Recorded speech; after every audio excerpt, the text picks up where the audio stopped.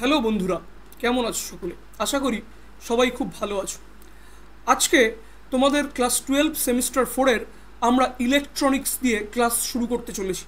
এবং ইলেকট্রনিক্সে আজকে আমরা পার্ট 1 পরমাণুর গঠন, পটিতত্ত্ব এবং ইন্ট্রিনসিক সেমিকন্ডাক্টর বা বিশুদ্ধ অর্ধপরিবাহী সম্পর্কে কিছু ধারণা অর্জন করব। তাহলে অবিলম্বে শুরু করা যাক। প্রথমে আমরা দেখব পরমাণুর গঠন বা অ্যাটমিক স্ট্রাকচার। তোমরা ছোটবেলা থেকেই এই অ্যাটমিক স্ট্রাকচার সম্পর্কে কিছু ধারণা নিয়ে এসছো।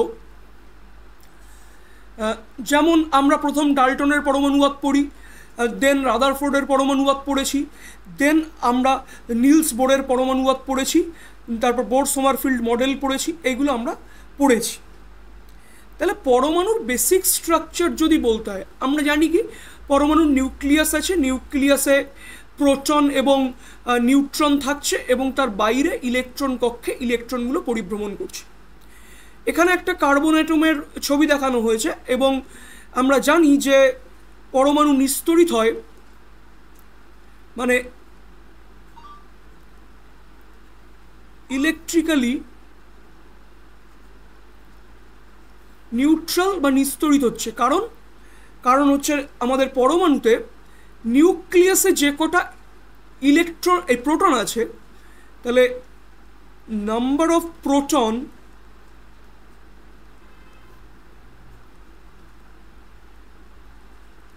Present in nucleus equal to কি নাম্বার অফ ইলেকট্রন। তাহলে number of proton number of ইলেকট্রনের সমান হওয়ার কারণে পরমাণু কি হচ্ছে, তড়িৎগ্রস্ত হচ্ছে না, বরং নিস্তরিত হয়ে থাকে, এটা আমরা জানি। তাহলে পরমাণুর মধ্যে মৌলিক কণা কোনগুলো?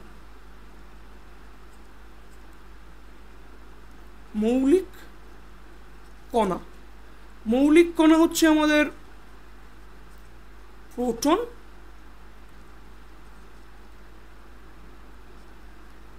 ইলেকট্রন আর নিউট্রন। প্রোটনকে আমরা পি, ইলেকট্রনকে ই এবং নিউট্রনকে এন দিয়ে সিম্বলাইজ করছি। এবার আমরা ইলেকট্রনিক্স সম্পর্কে যখন পড়ব, তখন আমাদের বেশিরভাগ কাজ এই ইলেকট্রনকে ঘিরে হবে, যার জন্যই তো আমাদের টপিকের নাম ইলেকট্রনিক্স। তাহলে আমরা ইলেকট্রনের কিছু বিশেষত্ব জানব।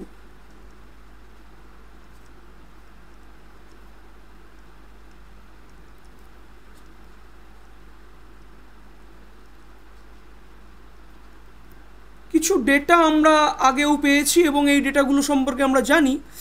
যেমন ইলেকট্রনের আধান কত? আমাদের 1.602 ইন্টু 10⁻⁻⁻⁹ কুলম ঋণাত্মক আধান, ঠিক? এবং ইলেকট্রনের মাস, রেস্ট মাস, যখন ইলেকট্রনটা মুভ করছে না, ইলেকট্রনের রেস্ট মাস কত? রেস্ট মাস আমরা জানি, বা যখন ইলেকট্রনটা স্থির আছে তখন তার মাস হচ্ছে 9.11 ইন্টু 10⁻31 কেজি। এইবার যখন ইলেকট্রনটাকে আমরা এনার্জি দিচ্ছি এবং এই এনার্জি দেওয়ার ফলে ইলেকট্রনটা আমার মুভ করতে শুরু করেছে, তখন ইলেকট্রনের মাসকে আমরা যদি এম দিয়ে ডিনোট করি এবং গতিবেগটাকে যদি আমি ভি দিয়ে ডিনোট করি, তাহলে আমরা একটা রিলেশন পাবো, এম ইকুয়াল টু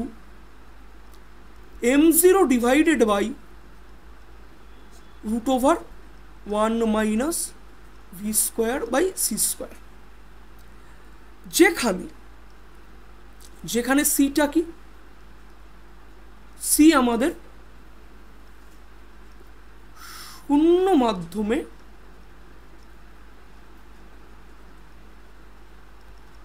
আলোর বেগ। আর m0টা আমাদের রেস্ট মাস, এটা আমরা পাচ্ছি। এবার এই সমীকরণে একটা জিনিস দেখো, যদি ইলেকট্রনটা কোনো কারণে সি এর ভেলোসিটিতে মুভ করে, দ্যাট ইজ ভি যদি আমার সি এর খুব কাছাকাছি চলে যায়, তাহলে ইলেকট্রনের মাসটা আমরা দেখতে পাবো অনেক বেশি হয়ে যাচ্ছে।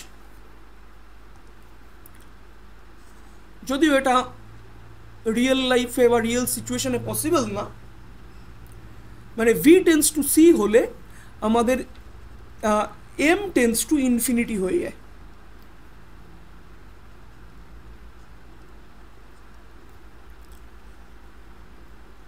এইবার ইলেকট্রনটা তো গতিশীল হচ্ছে, তাহলে গতিশীল হতে গেলে বাইরে থেকে কিছু এনার্জি সাপ্লাই করতে হবে। এখান থেকেই একটা কনসেপ্ট আসবে আমাদের, যে ইলেকট্রন ভোল্ট।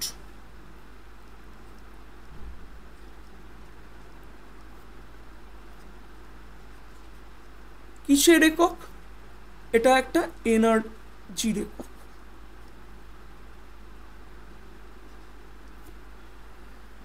কাকে বলে? যে একটা ইলেকট্রন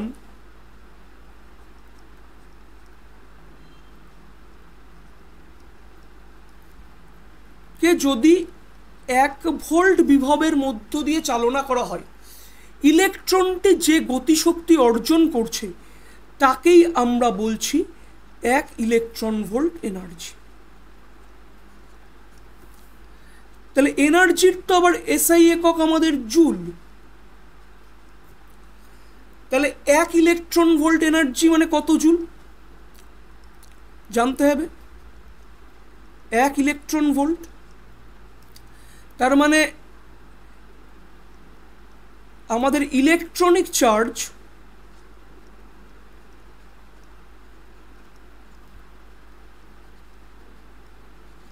ইলেকট্রনের আধান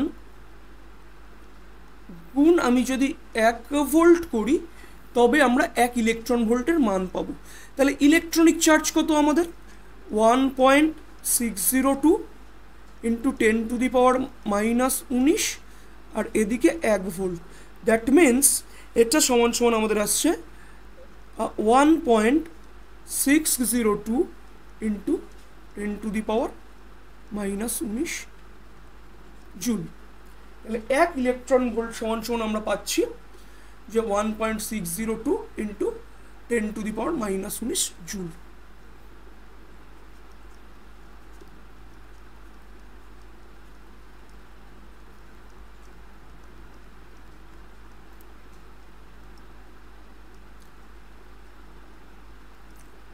এই খুঁটিনাটি বিষয়গুলো কিন্তু আমাদেরকে একটু মাথায় রাখতে হবে। নেক্সট, যখন আমরা অ্যাটমিক স্ট্রাকচারের কথা বলছি, আমরা এখানে থমসনস প্লাং পুডিং মডেল বা ডাল্টনের পরমাণুবাদ নিয়ে আলোচনা করব না, বা রাদারফোর্ডের 1 ইলেকট্রন সিস্টেম পরমাণুবাদ নিয়েও আমরা আলোচনা করব না। আমরা এখানে আলোচনা করব বেসিক্যালি বোরের পরমাণু মডেলকে নিয়ে আমরা পর্যালোচনা করব।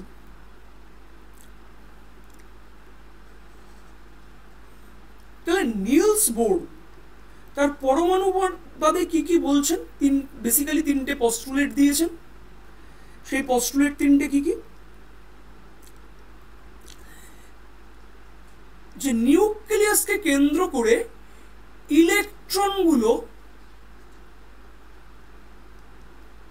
বৃত্তাকার বা উপবৃত্তাকার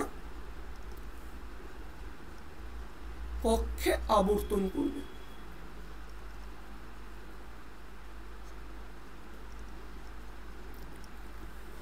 ইলেকট্রনগুলো বৃত্তাকার এবং উপবৃত্তাকার কক্ষপথে আবর্তন করবে, কিন্তু ইলেকট্রনগুলো কি সব কক্ষেই আবর্তন করতে পারবে? যে নিউক্লিয়াসকে কেন্দ্র করে যে কোনো একটা রেডিয়াসের কক্ষে আবর্তন করছে, সেটা কি পারবে? না। এইখানে নিলস বোর বলছেন যে ইলেকট্রনগুলো শুধুমাত্র সেই সকল কক্ষে আবর্তন করতে পারবে যেই সকল কক্ষে আবর্তনকালে ইলেকট্রনের কৌণিক বেগ, কৌণিক ভরবেগ কি হচ্ছে h/2π এর সরল গুণিতক হচ্ছে।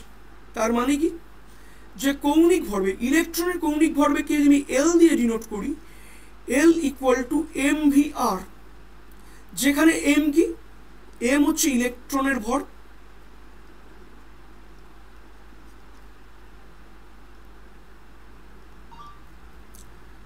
v হচ্ছে ইলেকট্রনের বেগ,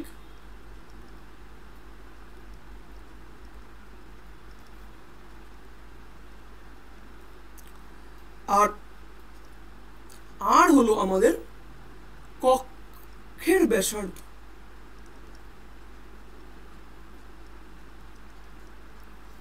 তাহলে বোর বলছেন এই এল কোয়ান্টিটি যেটা mvr, এটা কি হবে h/2π এর সরল গুণিতক হবে, দ্যাট ইজ nh/2π, বা এই এল কে আমরা লিখতে পারবো nh × আর এখানে এইচটা কি, এইচ হলো প্লাঙ্কের ধ্রুবক।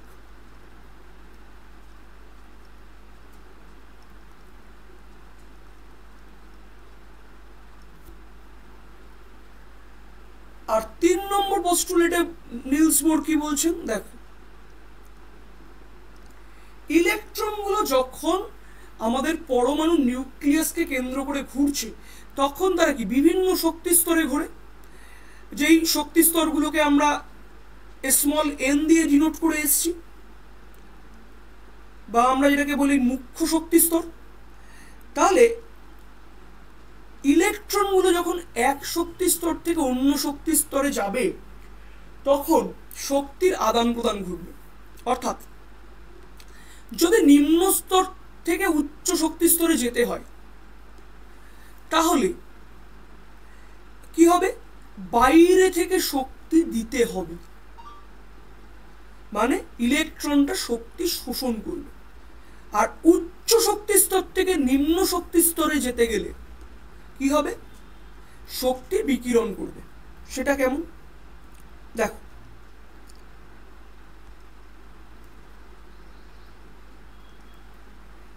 একটা ইলেকট্রন যদি এই গ্রাউন্ড স্টেট n = 1 থেকে ফার্স্ট এক্সাইটেড স্টেট n = 2 তে যাচ্ছে, রাইট,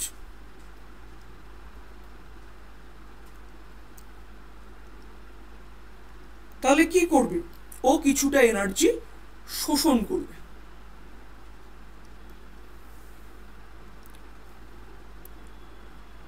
সে ইলেকট্রনটা ই পরিমাণ এনার্জি শোষণ করবে। তাহলে ইটা কি, ইটা হচ্ছে আমাদের দুটো শক্তি স্তরের মধ্যে এনার্জি ডিফারেন্স, E2 - E1।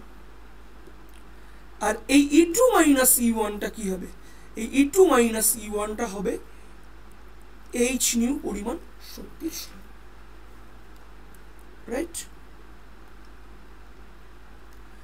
এবার ইলেকট্রনটা যদি উচ্চ শক্তি স্তর থেকে নিম্ন শক্তি স্তরের দিকে আসে, মানে 2 নম্বর শক্তি n = 2 থেকে যদি n = 1 এ জাম্প করে, দেন কি হবে, উচ্চ শক্তি স্তর থেকে নিম্ন শক্তি স্তরে এসছে। তার মানে এক্ষেত্রে আমাদের শক্তি বিকিরণ করবে, কতটা শক্তি বিকিরণ করবে, difference E2 - E1, that is h, এই পরিমাণ শক্তি বিকিরণ করবে। এবার যে কোনো কক্ষে আমাদের জানি আমরা পরমাণু নিউক্লিয়াসকে কেন্দ্র করে 7টা কক্ষ আছে, যেগুলো হচ্ছে আমাদের K, L, M, N, O, P and Q, এই 7টা কক্ষ আছে। যেই কক্ষগুলোর মুখ্য শক্তিমাত্রা n যথাক্রমে 1, 2, 3, 4, 5, 6 এবং 7 হয়ে থাকে। তাহলে যে কোনো কক্ষে সর্বাধিক কটা ইলেকট্রন থাকতে পারে? তাহলে সর্বাধিক ইলেকট্রন থাকার শর্ত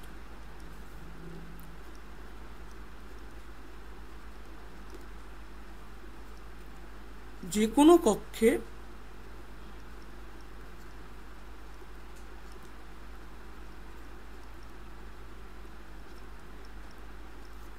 সর্বাধিক ইলেকট্রন থাকার শর্ত। এটা কত?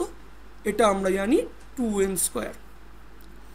তাহলে এটা আমরা যখন 2n² জানি, তাহলে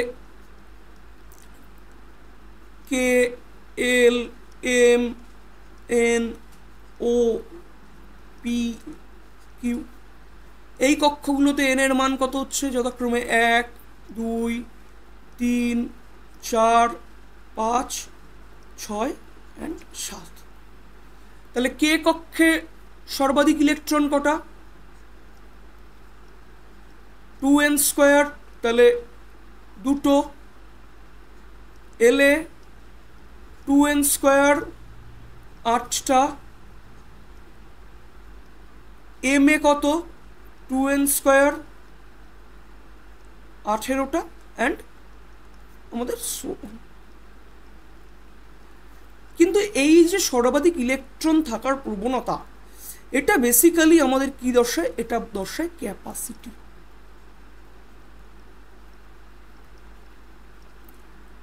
কটা থাকতে পারে?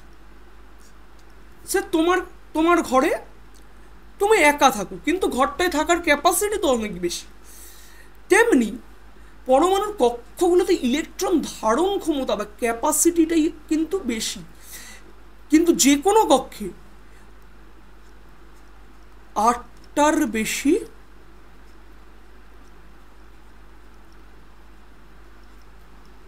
ইলেকট্রন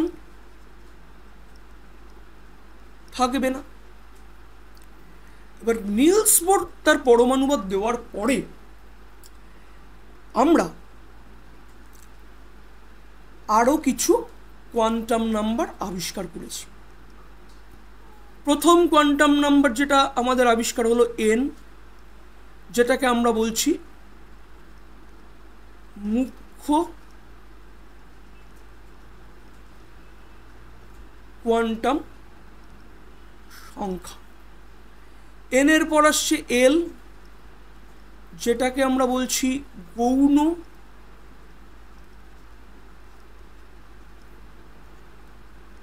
কোয়ান্টাম সংখ্যা, বা আমরা বলতে পারি কৌণিক ভরবেগ সংক্রান্ত কোয়ান্টাম সংখ্যা।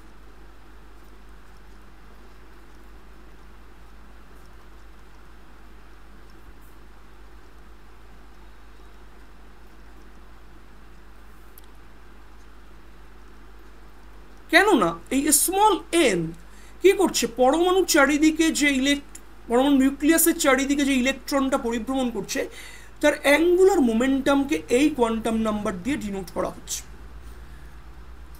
দেন আসছে এমএল, যেটাকে আমরা বলছি চৌম্বকীয় কোয়ান্টাম সংখ্যা।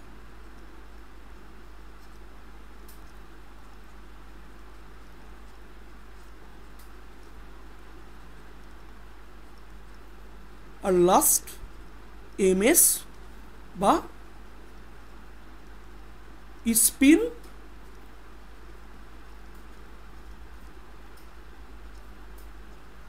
কোয়ান্টাম সংখ্যা আমরা এটাকে বলে থাকছি। তাহলে এই অবধি আমাদের বিষয়বস্তুটা ক্লিয়ার হল। এইবার এই কোয়ান্টাম নাম্বারগুলোকে আমরা কিভাবে ডিনোট করি? দেখো, এন এর মান কি হবে? যে কোনো ইন্টিজার। তার মানে এন এর মান আমাদের positive integer 1, 2, 3 dot dot so on হবে। এল এর মান কি হবে?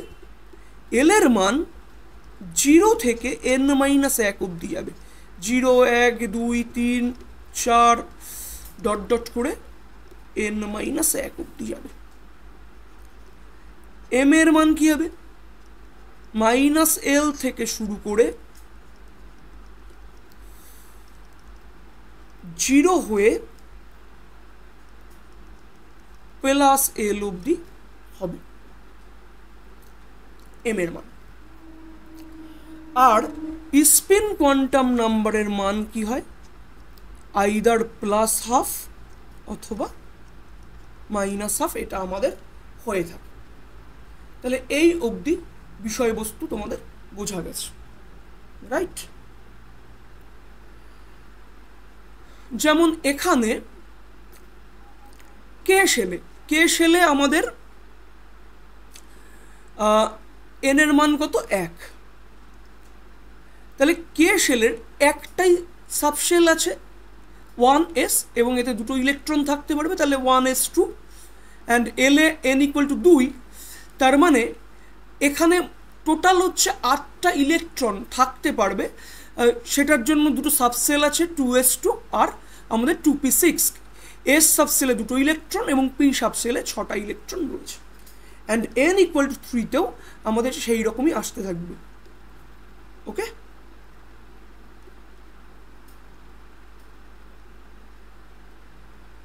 আচ্ছা, এইবার পরবর্তীতে পাউলি আসলেন।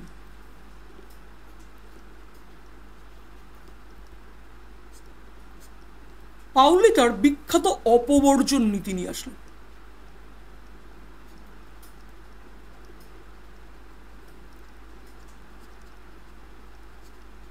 তাহলে অপবর্জন নীতিতে উনি কি বলছেন?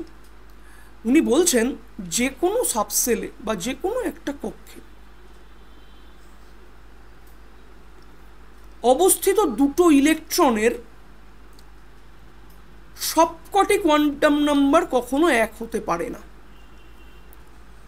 মানে আমাদের তো 4টে quantum number, n, l, ms and ml। এই 4টে কোয়ান্টাম নাম্বার সবগুলি কখনো এক হতে পারে না।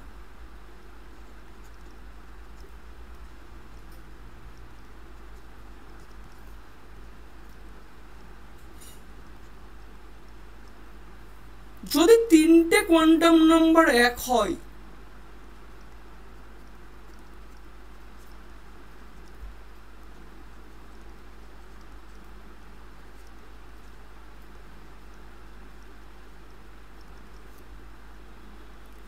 ফোর্থটা অবশ্যই আলাদা হবে।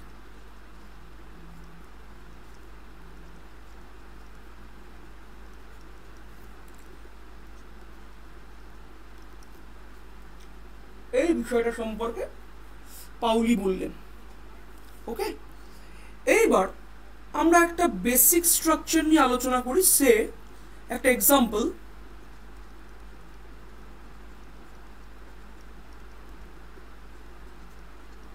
Sodium atom. তাহলে সোডিয়াম অ্যাটম নিয়ে যদি আমি পর্যালোচনা করি, তাহলে সোডিয়াম অ্যাটমের পারমাণবিক সংখ্যা বা অ্যাটমিক নাম্বার এটা কত? অ্যাটমিক নাম্বার হচ্ছে 11। তাহলে ইলেকট্রনিক কনফিগারেশন, অ্যাটমিক নাম্বার 11 যদি হয়, তাহলে কে, এল অ্যান্ড এম। কে শেলে কটা ইলেকট্রন থাকবে? দুটো। এলে কটা থাকবে? 8টা, 2 8 10, আর এম এ আছে 1টা, তাই তো? তাহলে এটা যখন আমরা বুঝলাম,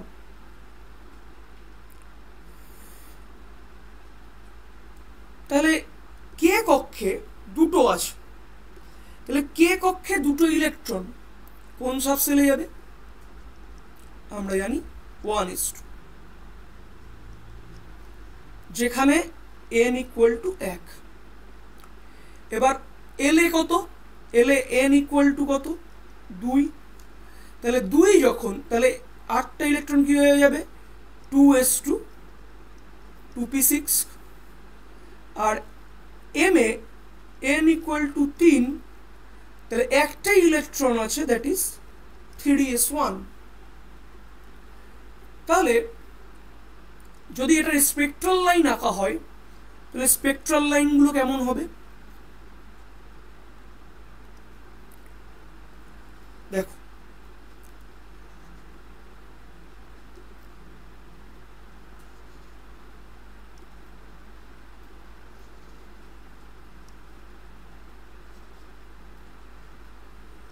এইটা আমাদের আসবে সোডিয়ামের স্পেকট্রাল লাইন। তাহলে এই স্পেকট্রাল লাইনে প্রথমে আসছে আমাদের কে, তে n ইকুয়াল টু 1, এরপর আসছে এল যেখানে n ইকুয়াল টু 2, আর লাস্ট এম যেখানে n ইকুয়াল টু আমাদের 3। তাহলে কে তে কি আসলো আমাদের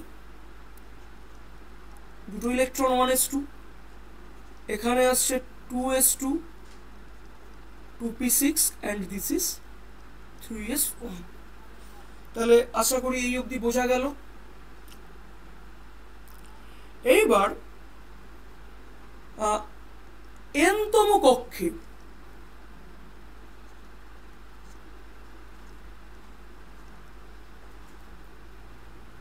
ইলেকট্রনের শক্তি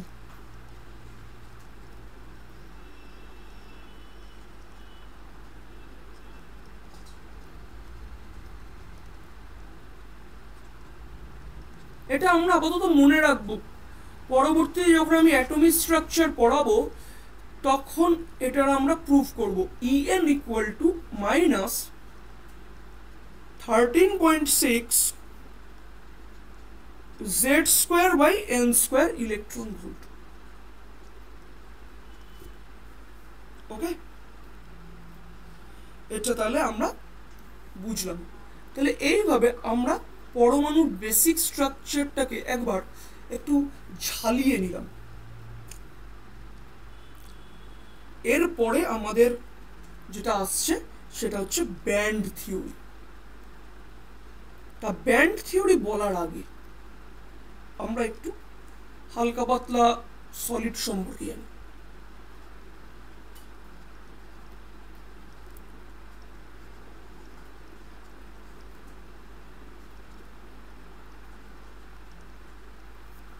Band theory of solid.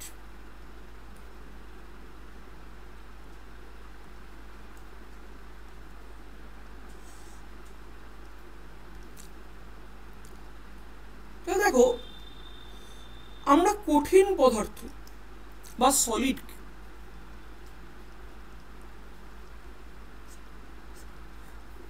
দুটো ভাগে ভাগ করতে পারি। একটা হচ্ছে নিয়তাকার, আর একটা হচ্ছে অনিয়তাকার, বা আমি বলতে পারি ক্রিস্টালাইন আর অ্যামরফাস। তাহলে ক্রিস্টালাইন সলিড কোনগুলো?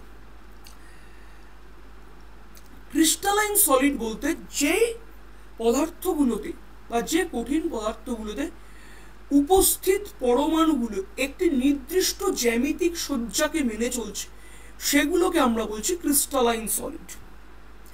এবং এই ক্রিস্টালাইন সলিডগুলো বেসিক্যালি অ্যানাইসোট্রপিক হয়, অর্থাৎ বিভিন্ন দিক থেকে যদি আমি এটাকে পর্যবেক্ষণ করি তাহলে বিভিন্ন দিকে আমাদের কিছু কিছু ফিজিক্যাল প্রপার্টি আলাদা হয়ে যায়। যেমন রিফ্র্যাক্টিভ ইন্ডেক্স বা প্রতিসরাঙ্ক আলাদা হয়ে যেতে পারে, তারপর দ্বিমেরু ভ্রামক আলাদা হতে পারে, এই জিনিসগুলো আলাদা হয়। কিন্তু অ্যামরফাস সলিডে কি হচ্ছে? অ্যামরফাস সলিডে নির্দিষ্ট কোনো জ্যামিতিক সজ্জা থাকছে না পরমাণুগুলোর মধ্যে, যার ফলে এরা আইসোট্রপিক ইন নেচার হয়ে থাকে। আবার ক্রিস্টালাইন সলিডের মেল্টিং পয়েন্ট তুলনামূলকভাবে হাই হবে অ্যামরফাস সলিডের থেকে। বা এই যে অ্যামরফাস সলিড, এর মধ্যে যে অ্যাটমগুলো ছড়িয়ে ছিটিয়ে রয়েছে, ঠিক আছে, সেটা অনেকটা লিকুইড পদার্থের মতো। তার জন্য এই অনিয়তাকার পদার্থগুলোকে অনেক সময় অনেকে অতি শীতলীকৃত তরল বলে, অতি শীতলাকৃত তরল বলেও অনেক সময় এটাকে আখ্যায়িত করা হয়ে থাকে। আর ক্রিস্টালাইন সলিডে আমাদের কি হচ্ছে, পরমাণুগুলো ল্যাটিস স্ট্রাকচার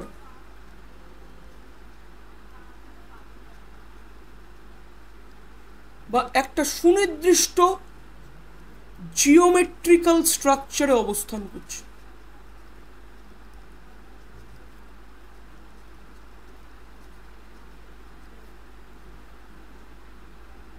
অবস্থান করে। আর আমাদের ইলেকট্রনিক্স পড়তে গেলে আমরা বেসিক্যালি ক্রিস্টালাইন সলিড নিয়েই আলোচনা করব।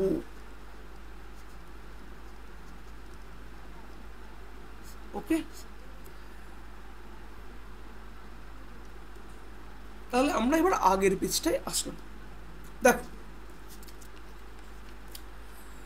পরমাণু নিউক্লিয়াস, মনে করো কোনো একটা অ্যাটম আছে,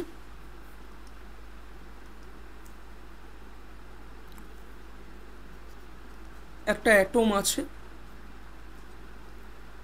এর পারমাণবিক সংখ্যা বা অ্যাটমিক নাম্বার কত?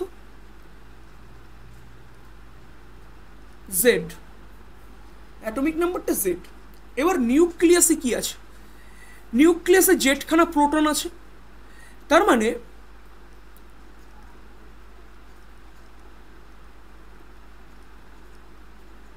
নিউক্লিয়াসের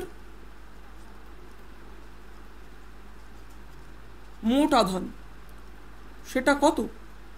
জেড ইন্টু ই, রাইট?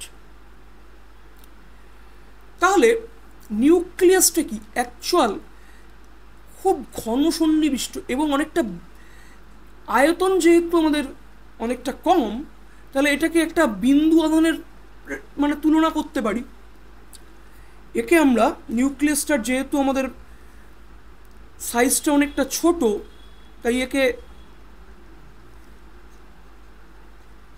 বিন্দু আধান তুল্য ধরতে পারি। আর আমরা তড়িৎ বিভব থেকে আমরা শিখেছি যে একটা বিন্দু আধান থেকে r ডিস্টেন্স দূরে বিভবের মান কত হয়? r ডিস্টেন্স দূরে বিভবের মানটা আমরা জানি যে VR ইকুয়াল টু 1/4πε0, আধানের মান যদি Q হয় Q/R, এটা আমাদের বিভবের মান হয়। এবার নিউক্লিয়াস থেকে r ডিস্টেন্স দূরে, নিউক্লিয়াস থেকে r ডিস্টেন্স দূরে বিভবের মান কত হবে? VR ইকুয়াল টু আমাদের হবে 1/4πε0 মোট আধান ZE/R। ওকে, এইবার r ডিস্টেন্স দূরে যদি একটা ইলেকট্রন থাকে, তাহলে ইলেকট্রনের বিভব শক্তি কত?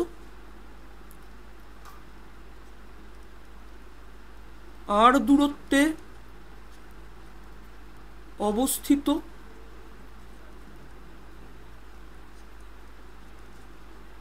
ইলেকট্রনের বিভব শক্তি, এটা আমাদের কত হবে? এটা আমাদের হবে ER, ইলেকট্রনের আধান, -E ইন্টু VR। তাহলে এটা আমাদের আসবে কত? -1/4πε0 ZE²/R। দুটোই কিন্তু বিভবের মান এবং বিভব শক্তি দুটোর মানই কিন্তু 1/R এর সাথে প্রপোর্শনাল। এবার গ্রাফটার দিকে ভালো করে খেয়াল করো। এটা আমাদের ZE নিউক্লিয়াস আছে, নিউক্লিয়াসের মোট আধান। তাহলে নিউক্লিয়াসটাকে যদি আমি অরিজিনে রাখি, মানে R ইকুয়াল টু 0 ডিস্টেন্সে রাখি, তাহলে বিভবে R এর মানটাকে যদি 0 বসাই, যখন R টেন্স টু 0, বিভব কি হয়ে যাচ্ছে? অসীম হয়ে যাচ্ছে, রাইট? তাহলে দেখো, যত আমি দূরত্বকে কমাতে কমাতে কমাতে কমাতে নিউক্লিয়াসের দিকে অ্যাপ্রোচ করছি, পোটেনশিয়ালের মান কিন্তু ধীরে ধীরে ধীরে ধীরে বাড়তে বাড়তে ইনফিনিটির দিকে অ্যাপ্রোচ করছে। ঠিক ঠিক একইভাবে যদি বিভব শক্তির সাথে আমি বলি যে আমি যখন আর ডিস্টেন্স দূরে আছি তখন বিভবটা কি একটা নেগেটিভ মান।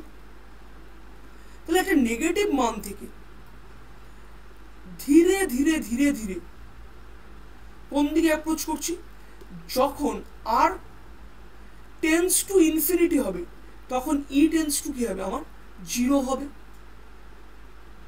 আর কে বাড়াতে থাকবো বাড়াতে থাকবো বাড়াতে থাকবো, তখন ই টেন্স টু কি হচ্ছে, জিরো হচ্ছে। কিন্তু যখন এই আর টেন্স টু জিরো হচ্ছে, এনার্জি মোর নেগেটিভ হতে হতে মাইনাস ইনফিনিটির দিকে কিন্তু অ্যাপ্রোচ করছে। এটাকে কিন্তু আমাকে মাথায় রাখতে হবে। আশা করি এই অবধি বিষয়বস্তু তোমাদের কাছে তুলে ধরতে পেরেছি।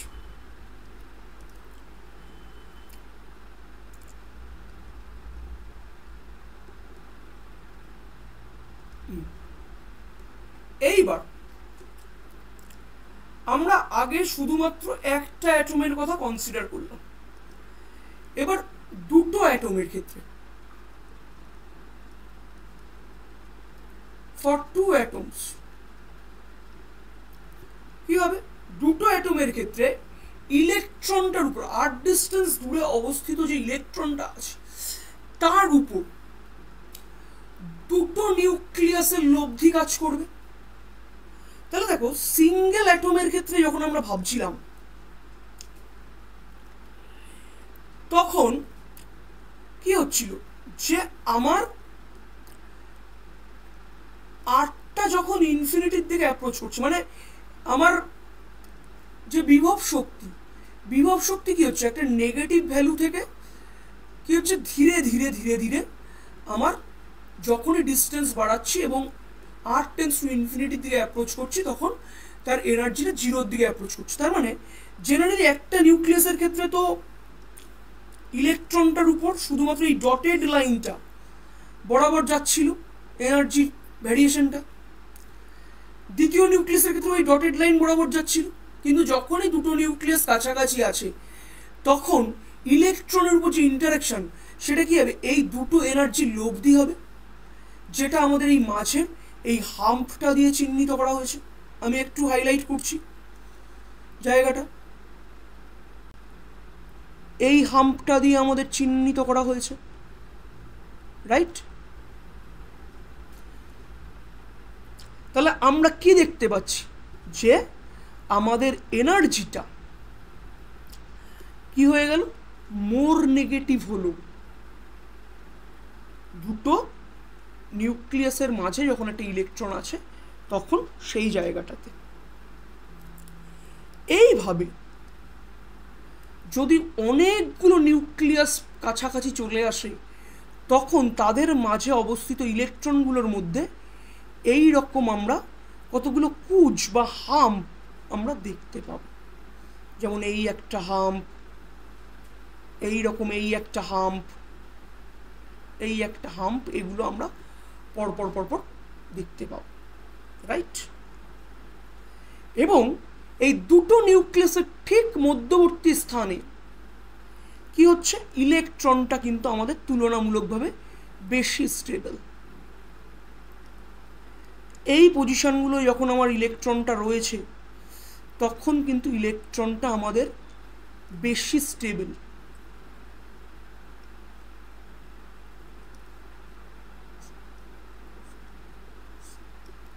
এই জায়গায় ইলেকট্রনটা কি মোর স্টেবল।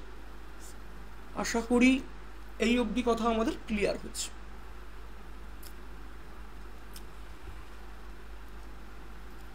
এইবার রাদারফোর্ডের পরমাণু মডেল থেকে আমরা পেয়েছিলাম এনার্জি লেভেলগুলো কি হচ্ছে,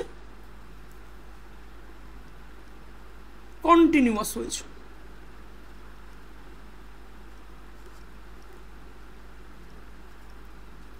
লেভেলগুলো আমাদের কন্টিনিউয়াস বা নিরবিচ্ছিন্ন ছিল।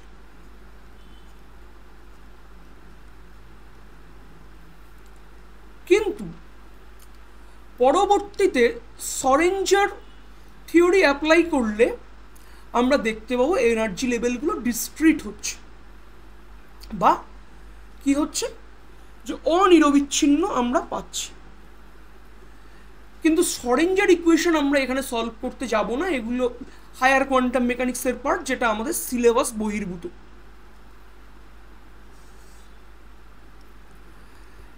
এইখানে আমরা হাইড্রোজেন অ্যাটমের কিছু ডিসক্রিট এনার্জি লেভেলগুলো আমরা এখানে স্পেকট্রাল লাইনে দেখছি।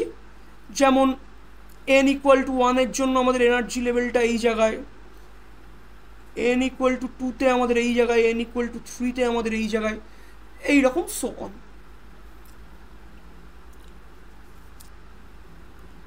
এইবার দুটো অ্যাটমকে যখন কাছাকাছি নিয়ে আসা হচ্ছে তখন কি হচ্ছে, এই অবিচ্ছিন্ন যে শক্তি স্তরগুলো আছে এরা একে অপরের উপর উপরিপাতিত হচ্ছে, রাইট?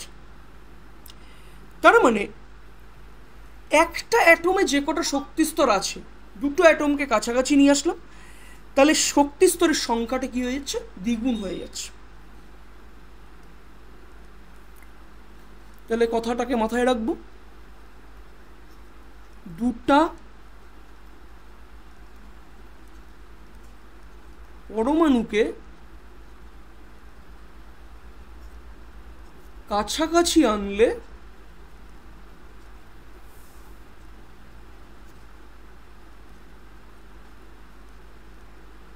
শক্তি স্তরের সংখ্যা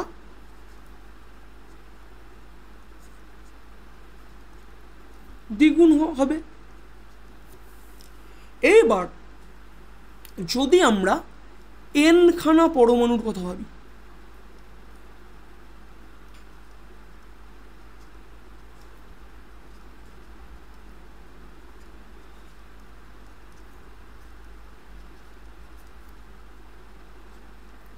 শক্তি স্তর সংখ্যা আমাদের n গুণ হয়ে যাবে।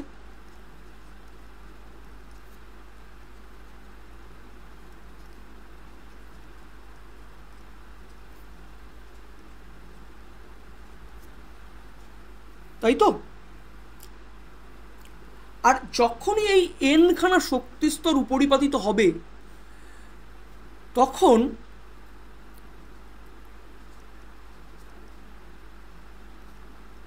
ওই অবিচ্ছিন্ন শক্তি স্তরগুলোকে আলাদা করতে পারবো না।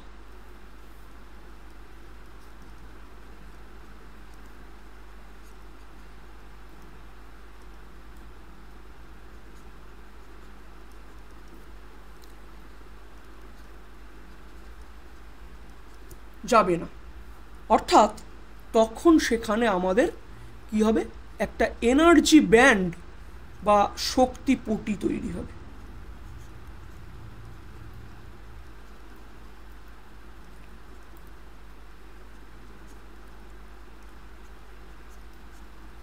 পটি তৈরি হবে। আশা করি এই অবধি কনসেপ্ট তোমাদের বোঝা গেছে। আর এই শক্তি পুটিতে ইলেকট্রনগুলো অবস্থান করবে। তাহলে ইলেকট্রনগুলি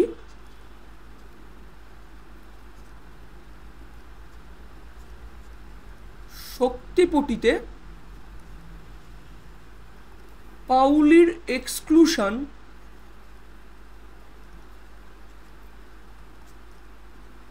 নীতি অনুসারে অবস্থান করে।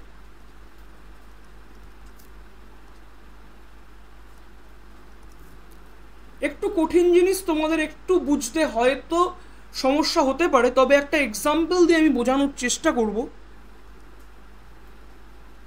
যে আমরা আবার সেই একটা এক্সাম্পল নিচ্ছি সোডিয়াম অ্যাটমের।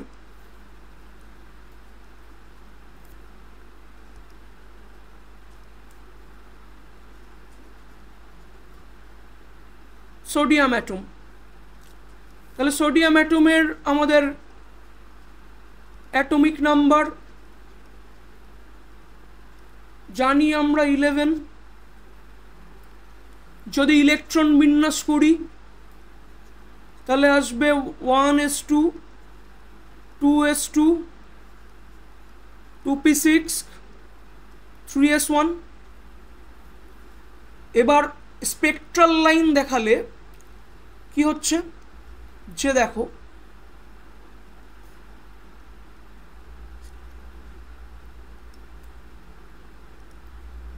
এটা হচ্ছে সিঙ্গেল সোডিয়াম অ্যাটম।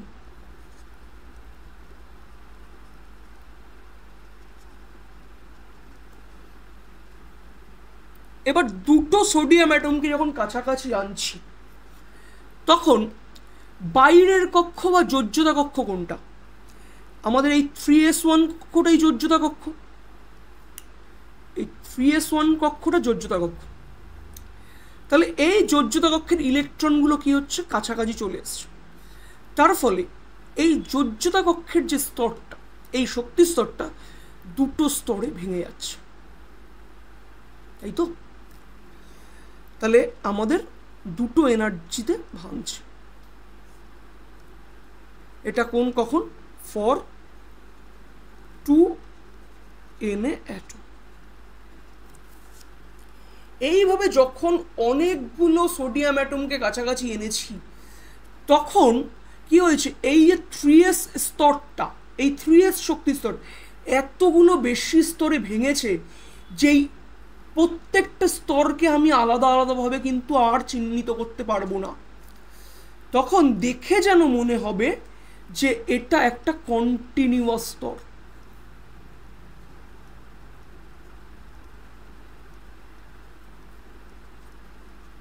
স্তর লাগবে। আর এটাই তখন আমাদের ব্যান্ড স্ট্রাকচার গঠন করবে, যেটাকে আমি বলতে পারি 3s ব্যান্ড। রাইট? তাহলে আশা করি এই অবধি আমাদের বিষয়বস্তুটা ক্লিয়ার হয়েছে। এইবার আমরা সোডিয়ামের ক্ষেত্রে এই ব্যান্ড স্ট্রাকচারটা দেখব, যে 1s যে শক্তি স্তরগুলো আছে সেইগুলো আমার ওভারল্যাপ করে 1s ব্যান্ড তৈরি করছে। 2s যে শক্তি স্তরগুলো আছে সেগুলো একত্রিত হয়ে আমার 2s ব্যান্ড তৈরি করছে। 2p গুলো একত্রিত হয়ে 2p ব্যান্ড তৈরি করছে। 3s গুলো একত্রিত হয়ে 3p ব্যান্ড তৈরি করছে। তাহলে সোডিয়ামের যখন আমরা ইলেকট্রন বিন্যাসটা দেখলাম, সেটা কি দেখলাম? সেটা আমরা দেখলাম 1s2 2s2 2p6 and 3s1। তাহলে দেখো এই 3s যে ব্যান্ড, অলরেডি এখানে যে 3s সাবশেল সেটা কি, সেটা হাফ ফিল্ড হয়ে আছে, সেটা আমাদের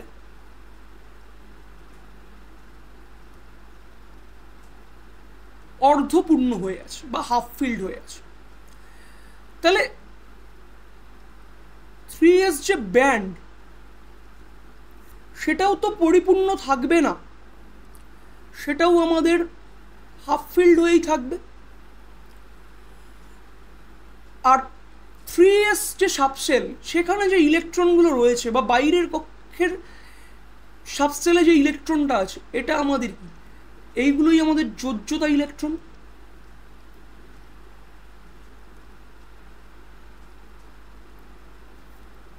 আর এই ব্যান্ডটাই আমাদের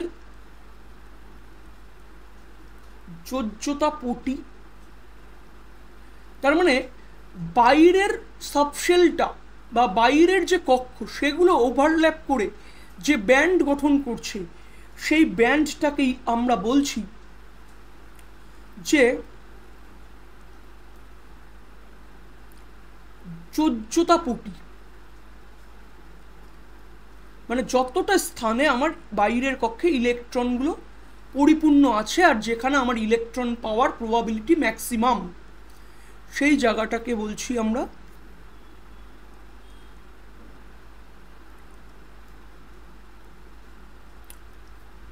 যোজ্যতা পটি।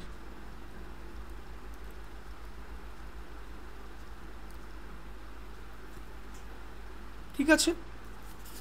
আর এই 3s ব্যান্ডের যেই জায়গাটা ফাঁকা রয়েছে, যেখানে আমার ইলেকট্রন নেই, সেই জায়গাটাকে আমরা বলছি পরিবহন পটি। এবং এর উপরের শক্তিস্তর যেখানে ইলেকট্রন নেই বা ইলেকট্রন হওয়ার প্রবাবিলিটি 0, সেইগুলো সবই কিন্তু আমার এই পরিবহন পটির আন্ডারে আসছে। তাহলে আশা করি এই জায়গাটুকু আমাদের ক্লিয়ার হয়েছে, রাইট? যেমন আমি যদি 1s পটি বলি, তাহলে মোট শক্তিস্তর কটা? মোট শক্তিস্তর দ্বিগুণ হয়ে যাবে 2n, কারণ দুটো ইলেকট্রন রয়েছে আর n খানার জন্য 2n, তাহলে মোট 2n, আর মোট 2nই ফুলফিল্ড। 2s এর ক্ষেত্রেও মোট 2n, ফুলফিল্ড 2n। মোট শক্তিস্তর 2p, 6টা ইলেকট্রন, তাহলে n খানার জন্য 6n, আর ফুলফিল্ডও 6n। কিন্তু যখন 3s এ আসছি, তখন আমরা কি দেখতে পাচ্ছি যে মোট শক্তিস্তর কিন্তু 2n খানা, আর অধিকৃত স্তর কতটুকু? nটা, n, কারণ হাফ ফিল্ড। তাহলে যদি আমি এই জায়গাটাকে আরেকবার একটু দেখাই,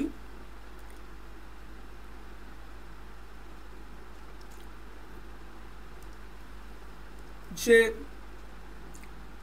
এই যে এই পার্টটা, এই জায়গাটা কি? এই জায়গাটায় আমার ইলেকট্রনটা রয়েছে, বাকি জায়গাটায় নেই। তাহলে এই পার্টটা আমাদের যোজ্যতা পটি বা যোজ্যতা স্তর, রাইট?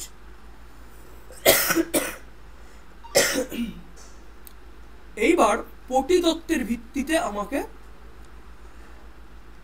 পরিবহনের ভিত্তিতে যদি আমি সলিডকে ভাগ করি, যে তড়িৎ পরিবহনের ভিত্তিতে, তাহলে যে কোনো সলিডকে তার তড়িৎ পরিবহনের ধর্ম সেই অনুসারে ভাগ করলে 3টে ভাগে আমরা ভাগ করতে পারি। প্রথম আসবে কন্ডাক্টর,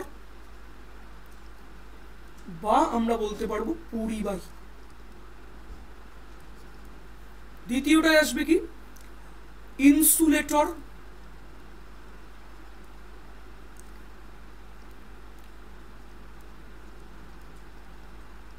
বা অন্তরক। আর থার্ডে আসবে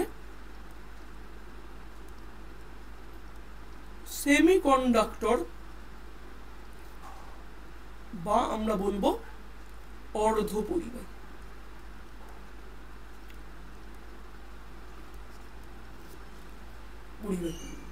রাইট? যদি কন্ডাক্টরের কথা বলি, যে কোনো একটা খাট ধাতুর কথা আমি কনসিডার করছি, সে আবারই সেই একই এক্সাম্পল নিচ্ছি, সোডিয়াম। তাহলে সোডিয়ামের জেড আমাদের 11, electronic configuration 1s2, 2s2, 2p6, 3s1।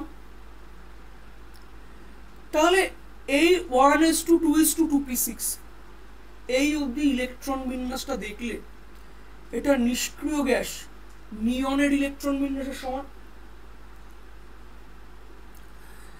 তার মানে এই অবধি আমার কি সুস্থিত বা স্টেবল। বাইরের কক্ষে যে একটা ইলেকট্রন আছে, তার উপর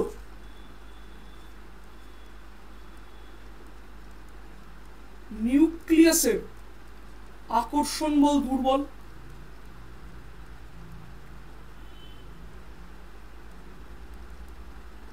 তার জন্য এই ইলেকট্রনটা কি হবে?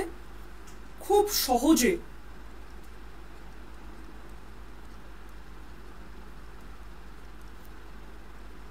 পরিবহন পটিতে গমন করবে।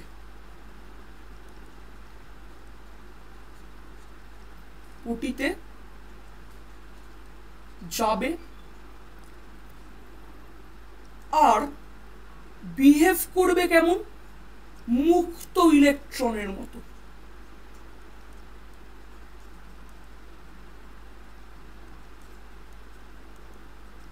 মুক্ত ইলেকট্রনের মতো বিহেভ করবে। এবার এই মুক্ত ইলেকট্রনটাকে যখন এই সোডিয়াম স্ট্রাকচারটাকে আমি একটা ইলেকট্রিক ফিল্ডে রাখবো, তখন এই মুক্ত ইলেকট্রনগুলো কি আমার ফিল্ডের দিকে মুভ করবে, যার ফলে তড়িৎ পরিবহন হবে। কিন্তু ইনসুলেটরের ক্ষেত্রে কি হয়?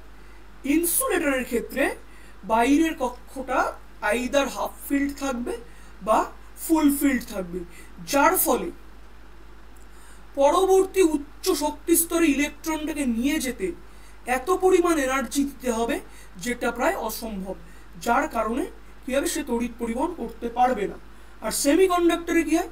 সেমিকন্ডাক্টরের ক্ষেত্রেও আমাদের যোজ্যতা পটিটা পরিপূর্ণ থাকে, কিন্তু পরিবহন পটি ইনসুলেটরের তুলনামূলক যোজ্যতা পটির কাছে অবস্থান করায় বাইরে থেকে সামান্য এনার্জি দিলে ইলেকট্রনগুলো যোজ্যতা পটি থেকে পরিবহন পটিতে গমন করে, যার ফলে এরাও কিন্তু তড়িৎ পরিবহন করতে পারে। এর পটি তত্ত্বের বিচারে যদি আমি এটাকে একটু ভাবার চিন্তা করি, দেখো প্রথমে আসছে মেটাল। মেটালের ক্ষেত্রে কি হচ্ছে? মেটালের ক্ষেত্রে আমরা দেখব যে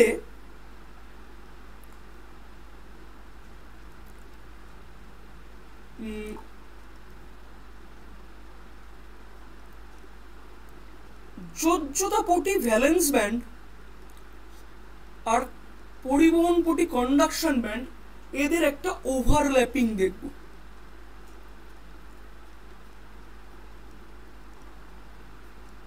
যেমন আমরা সোডিয়ামে দেখলাম যে 3s যে ব্যান্ডটা সেটা হাফ ফিল্ড ছিল, এবং ওই হাফ ফিল্ডের উপরেই আমাদের ঠিক কন্ডাকশন ব্যান্ড বা পরিবহন পটিটা অবস্থান করছিল। তার মানে যোজ্যতা পটি এবং পরিবহন পটি কি হচ্ছে, পরস্পরের সাথে ওভারল্যাপ করছে, যার ফলে কোনো রকম এনার্জি দেওয়া ছাড়াই ইলেকট্রনগুলো খুব সহজে যোজ্যতা পটি থেকে পরিবহন পটির দিকে গমন করতে পারবে।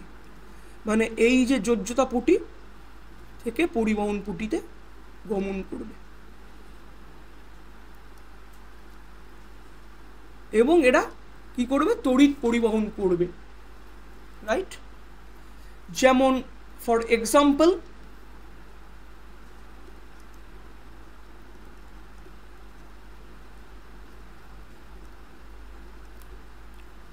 কপার, অ্যালুমিনিয়াম, সোডিয়াম, লোহা, জিঙ্ক, বিভিন্ন রকম ধাতু,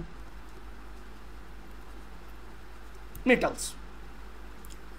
এবার ইনসুলেটরে কি? দেখো ইনসুলেটরে এই যে আমাদের ভ্যালেন্স ব্যান্ড বা পরিবহন পটি, এই যোজ্যতা পটি, সরি, এই ভ্যালেন্স ব্যান্ড বা যোজ্যতা পটি আর এই যে আমাদের পরিবহন পটি, মানে কি, যোজ্যতা পটিটা পরিপূর্ণ ইলেকট্রন দ্বারা ফুলফিল্ড, কিন্তু এই যোজ্যতা পটির উপরের শক্তি স্তরে যে পরিবহন পটি আছে, এদের মধ্যে যে দূরত্ব, এই যোজ্যতা পটি এবং পরিবহন পটির মধ্যে যে দূরত্ব, এই দূরত্বটাকেই আমরা বলি ব্যান্ড গ্যাপ বা ফরবিডেন এনার্জি গ্যাপ। এই এনার্জি গ্যাপটা কি খুব বেশি, অনেকটা হাই হয়, তার ফলে এই যোজ্যতা পটিতে যে ইলেকট্রন আছে সেই ইলেকট্রনকে কন্ডাকশন ব্যান্ডে নিয়ে যাওয়া প্রায় অসম্ভব। যোজ্যতা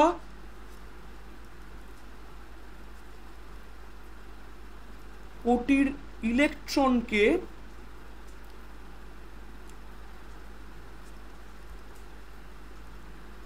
পরিবহন পটিতে নেওয়া প্রায় যায় না, আর তার জন্য এরা তড়িৎ পরিবহনে অক্ষম।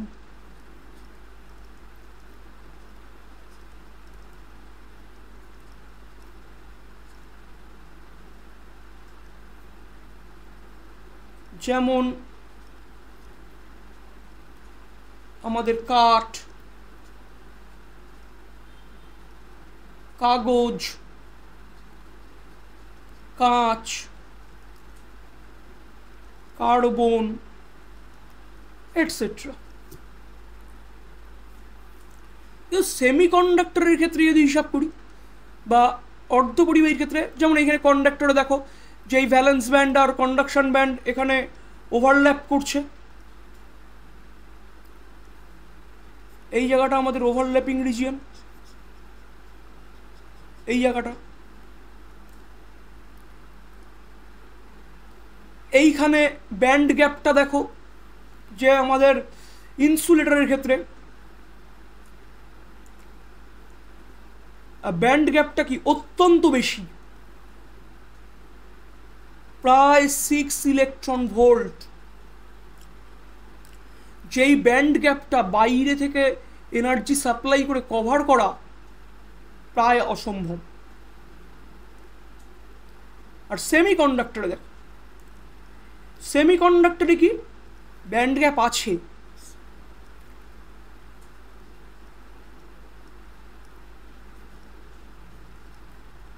ব্যান্ড গ্যাপটা কি লো, ভ্যালেন্স ব্যান্ডটা কি বা যোজ্যতাপটি কি পরিপূর্ণ বা ফুলফিল্ড।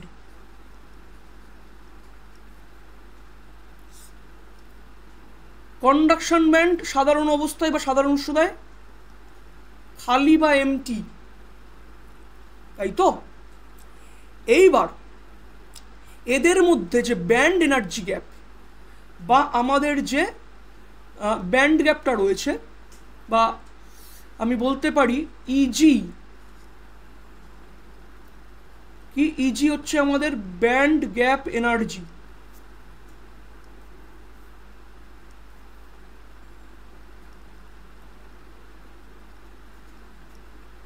এটা কম হয়, লো।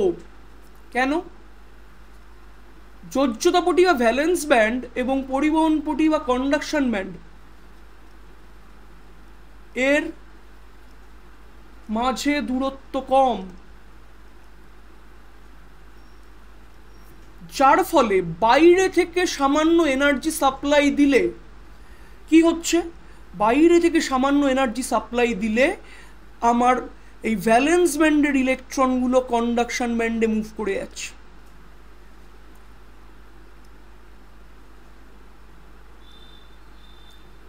বা যোজ্যতাপটির ইলেকট্রনগুলো পরিবহন পটিতে চলে যাচ্ছে, গিয়ে কি করছে, তড়িৎ পরিবহন করছে।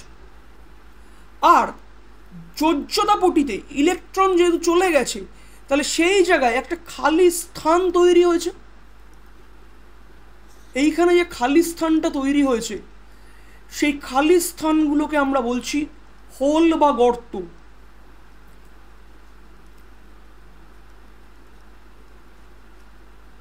সেই খালি স্থানটাকে বলছি আমি whole.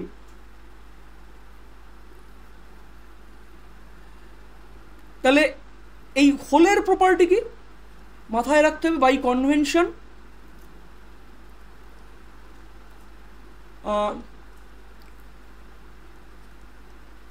Rest mass of hole কার ইলেকট্রনের রেস্ট মাসেরই সমান, 9.11 × 10⁻³ কেজি। আর হোলের চার্জ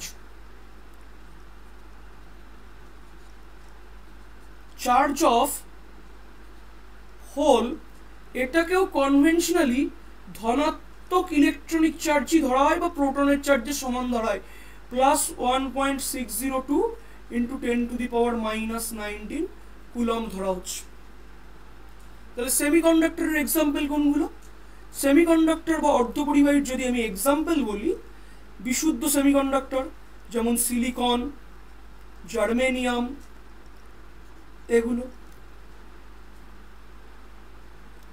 এবার ব্যান্ড গ্যাপ এনার্জিটা দেখো, সিলিকন আর জার্মেনিয়াম। যদি আমি জার্মেনিয়ামের কথা বলি, জার্মেনিয়ামের ক্ষেত্রে band gap energy 1.17 electron volt approx, আর সোডিয়ামের ক্ষেত্রে 0.74 ইলেকট্রন ভোল্ট অ্যাপ্রক্স। এইটা হচ্ছে এদের ব্যান্ড গ্যাপ এনার্জি হয়ে থাকে। তাহলে পটিতত্ত্ব থেকে আমরা পরিবাহী, অর্ধপরিবাহী এবং অন্তরক সম্পর্কে জানলাম। এইবার আমাদের কি জানতে হবে? আমাদের জানতে হবে যে অর্ধপরিবাহী সম্পর্কে।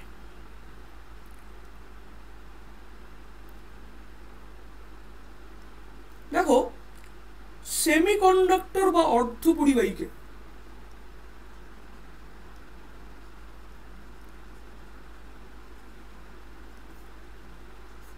আমরা দুটো ক্যাটাগরিতে ভাগ করি, ইন্ট্রিনসিক সেমিকন্ডাক্টর আর হচ্ছে এক্সট্রিনসিক সেমিকন্ডাক্টর।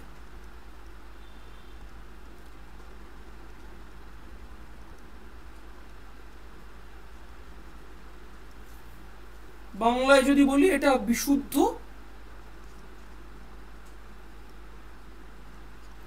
এটা অশুদ্ধ,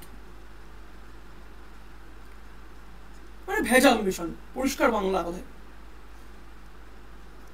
তাহলে আমরা আজকে আলোচনা করবো ইন্ট্রিনসিক সেমিকন্ডাক্টর অবধি। তাহলে আজকে আমাদের আলোচ্য বিষয় ইন্ট্রিনসিক সেমিকন্ডাক্টর।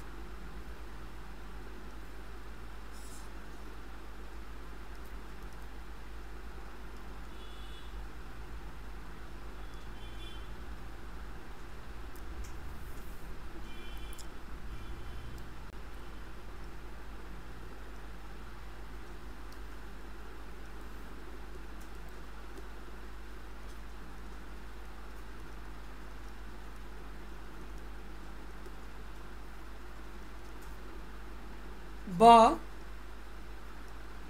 বিশুদ্ধ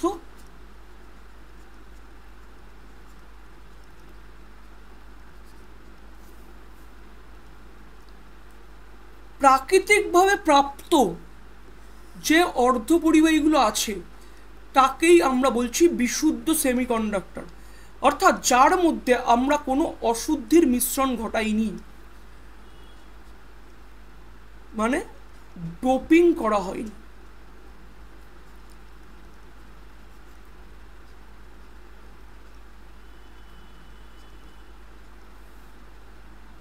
তার মানে এর কন্ডাক্টিভিটির সাথে কোনো রকম ছেড়খানি করা হয়নি, সেগুলোকেই আমরা বলছি বিশুদ্ধ সেমিকন্ডাক্টর বা কি ইন্ট্রিনসিক সেমিকন্ডাক্টর।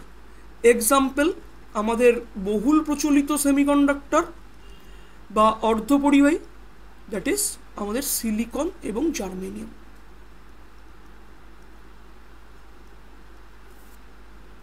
রাইট? তাহলে সিলিকন এবং জার্মেনিয়ামের যদি কথা বলি, আর সিলিকনের ইলেকট্রন বিন্যাস দেখছি যে সিলিকন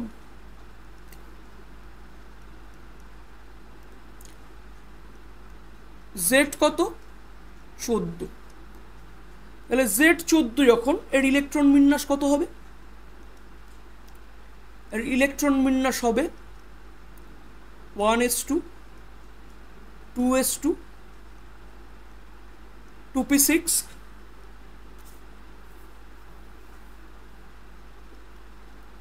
3s2, 3p2। তাহলে বাইরের শক্তিস্তর কত? বাইরের শক্তিস্তর, মুখ্য শক্তিস্তর n = 3।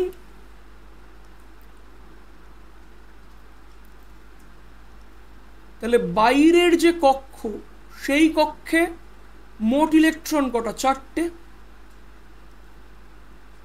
তাহলে এর যোজ্যতা কত? যোজ্যতা এদের 4। জার্মেনিয়ামে কত? জার্মেনিয়ামের হচ্ছে আমাদের পারমাণবিক ক্রমাঙ্ক Z = কত? 32। তাহলে এরও যদি আমরা ইলেকট্রন বিন্যাস দেখি, কি দেখব? 1s2, 2s2, 2p6, 3s2, 3p6, তারপর 3d10, 4s2 4p2, তাই তো? তাহলে এইবার বাইরের মুখ্য কোয়ান্টাম সংখ্যা কত? বাইরের শক্তি স্তরে মুখ্য কোয়ান্টাম সংখ্যা হচ্ছে আমাদের 4, n=4। আর বাইরের শক্তি স্তরে মোট ইলেকট্রন কটা আছে? 4টে। তাহলে এখানেও কিন্তু আমাদের যোজ্যতাটা কত? যোজ্যতা 4। তাহলে বিশুদ্ধ সেমিকন্ডাক্টর বা ইন্ট্রিনসিক সেমিকন্ডাক্টরগুলোর যোজ্যতা আমাদের 4 হবে। তাহলে একটা বেসিক সিলিকন ক্রিস্টালের আমরা স্ট্রাকচার দেখছি। দেখো, একটা সিলিকনের যোজ্যতা কক্ষে আমাদের কটা ইলেকট্রন আছে? 4টে ইলেকট্রন আছে।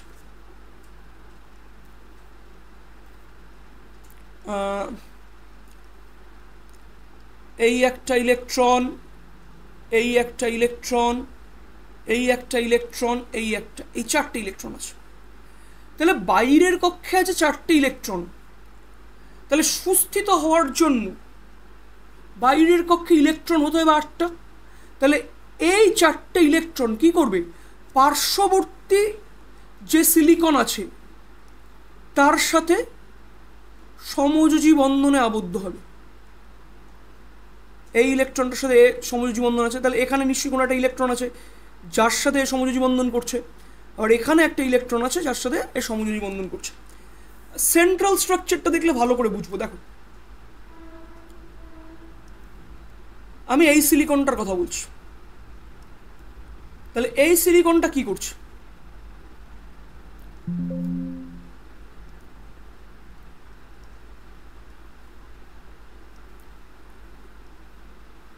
এর এই একটা ইলেকট্রন, এই একটা, এই একটা, এই একটা, এই 4টে ইলেকট্রন পার্শ্ববর্তী 4টে সিলিকনের 4টে ইলেকট্রনের সাথে কি করছে?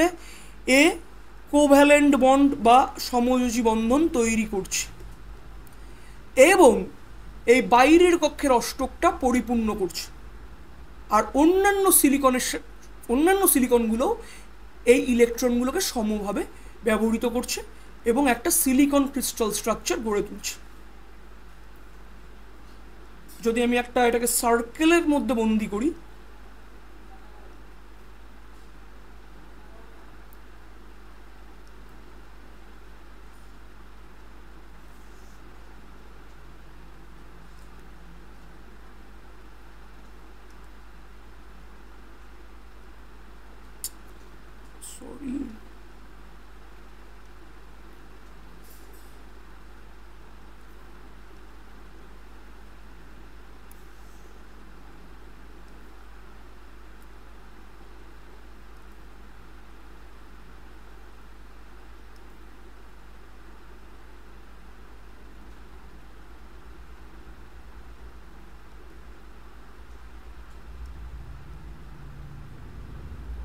এই জায়গায় দেখো,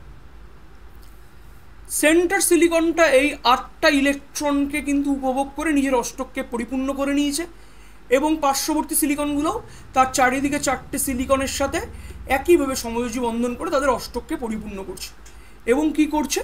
যে আমার সিলিকন ল্যাটিস গড়ে তুলছে।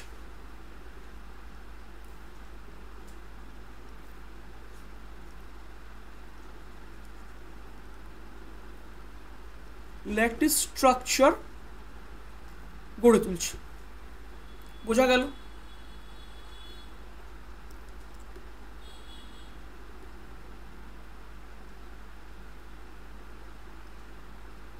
এইবার যখনই আমি বাইরে থেকে এনার্জি সাপ্লাই দেব তখন কি হবে?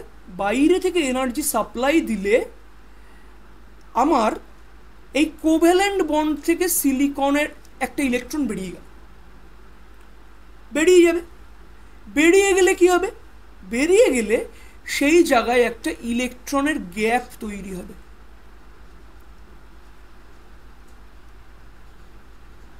আর ইলেকট্রন গ্যাপটাই আমাদের কি? হোল বা গর্ত তৈরি হলো। তাহলে ইলেকট্রনটা তো বেরোলে এখানে হোল তৈরি হচ্ছে বা ইলেকট্রনের ভ্যাকেন্সি তৈরি হচ্ছে। তার ফলে কি হবে, পার্শ্ববর্তী সিলিকনের কোনো একটা বন্ড থেকে ইলেকট্রন এখানে মুভ করবে, যেই ইলেকট্রনটা ওখানে মুভ করছে তাহলে এখানে আবার গ্যাপ তৈরি হচ্ছে। তার মানে বেসিক্যালি কি হলো, যে হোলটাও অপোজিট ডিরেকশনে মুভ করে গেল, হোলটাও এদিকে অপোজিট ডিরেকশনে মুভ করলো।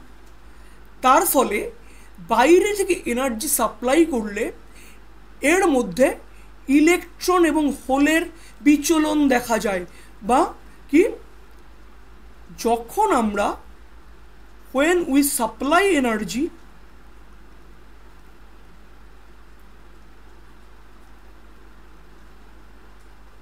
from outside, বা বাইরে থেকে যখন আমি এনার্জি সাপ্লাই দিচ্ছি তখন কি হচ্ছে,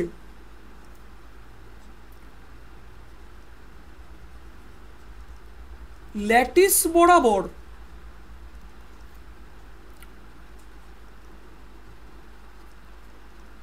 ইলেকট্রন ও হোলের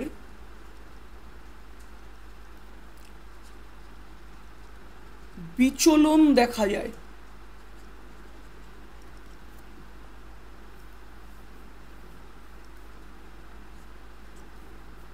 এই বিচলনটাকে আমরা ইংলিশে বলি মোবিলিটি। এই বিচলনটা যখন দেখা যাবে তাহলে ইলেকট্রনের বিচলনের কারণে আমরা পাবো যে ইলেকট্রনিক কারেন্ট আইই, আর হোলের বিচলনের জন্য আমি পাবো হোল কারেন্ট আইএইচ। তাহলে ইলেকট্রিক ফিল্ড দিলে সিস্টেমটাতে যে পরিমাণ তড়িৎ পরিবাহিত হবে সেটাকে যদি আমি আই ডিনোট করি, সেটা সমান সমান আইই প্লাস আইএইচ হবে। আরেকটা জিনিস আমাদের খেয়াল রাখতে হবে, যে দেখো ইলেকট্রনটা বন্ড থেকে বেরোচ্ছে বলেই হোল তৈরি হচ্ছে, তাহলে যতগুলো ইলেকট্রন বেরোবে ঠিক ততগুলো হোল ক্রিয়েট হবে।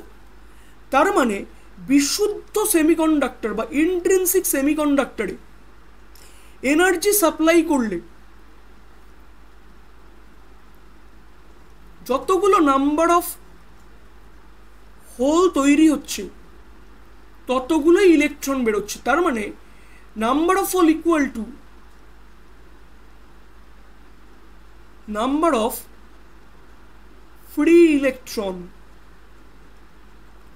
এই কথাটাও কিন্তু আমরা বলতে পারি। ঠিক,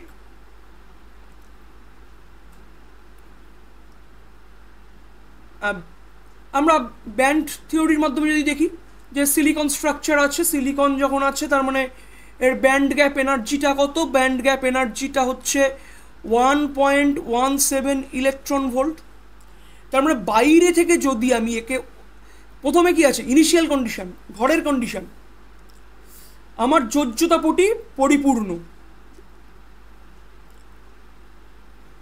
বাইরে থেকে 1.17 ইভির বেশি বা সমান এনার্জি আমি সাপ্লাই দিয়েছি।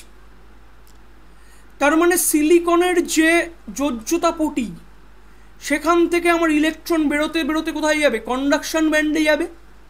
তাহলে কন্ডাকশন ব্যান্ডে গেলে ইলেকট্রনগুলো তখন কি মুক্ত ইলেকট্রনের মতো আচরণ করবে,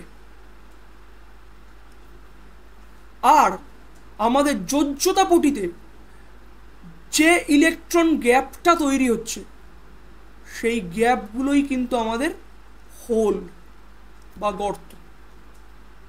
তাহলে খেয়াল করে দেখো, এখানে একটা, দুটো, তিনটে, চারটে ইলেকট্রন আমার কন্ডাকশন ব্যান্ড বা পরিবহন পটিতে গেছে। তাহলে এখানেও আমার যোজ্যতা পটিতে 4খানাই হোল তৈরি হয়েছে।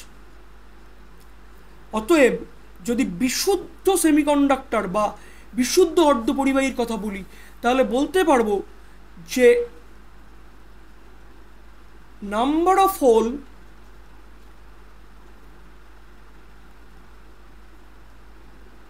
created in valence band is equal to number of electron in conduction band. তার মানে ভ্যালেন্স ব্যান্ডে বা যোজ্যতা পটিতে যতগুলো হোল তৈরি হয়েছে ঠিক ততগুলো ইলেকট্রনই কিন্তু আমাদের পরিবহন পটিতে মুভ করছে। এইখানে আমাদের বিশুদ্ধ অর্ধপরিবাহী শেষ হয়েছে। পরের দিনকে আমরা অশুদ্ধ অর্ধপরিবাহী এবং পিএন জংশন ডায়োড সম্পর্কে কিছুটা আলোচনা করব। তাহলে আজকে আমরা এই ক্লাসটা এখানেই শেষ করছি।